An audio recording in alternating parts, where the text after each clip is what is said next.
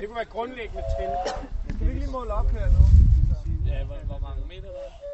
Ja. Eller var det det, vi skulle? Ja. Okay.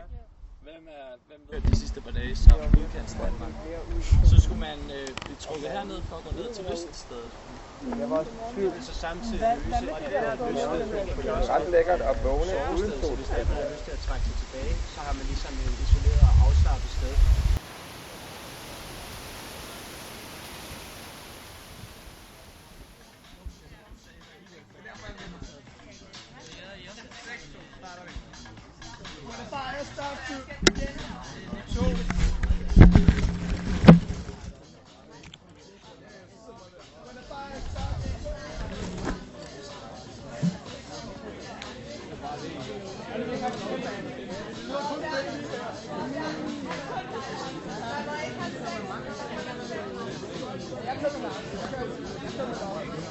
Jeg køber lomme med tvung ind i ryggen.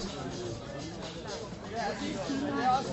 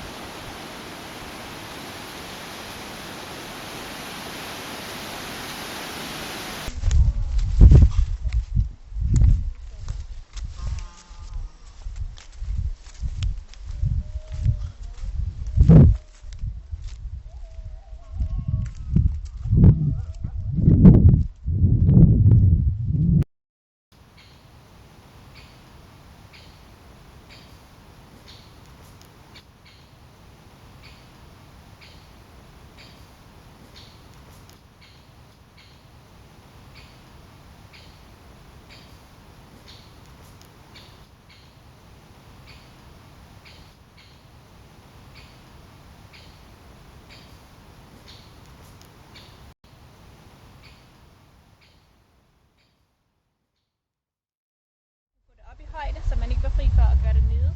Og så ville vi simpelthen hænge den op i en masse snore og lave en bordplade, hvor man ligesom også kunne stå op og have sådan bordhøjde og lave sådan ting.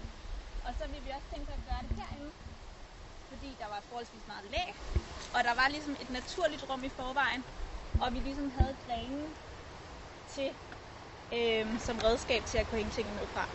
Så har vi købt nogle presenninger, og så vil vi lave nogle øer på en måde, eller hænge dem op, og så lave nogle inddelinger i at have en opvaskeafdeling, og så en lave madafdeling, og så måske have lidt opbevaringsting en anden sted.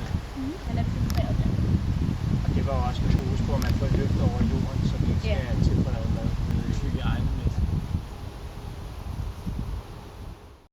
Fordi hvor stykkerne er mindre end 25 meter. Så bliver det bare. Så bliver vi velforberedt lærer. Okay, kør. Så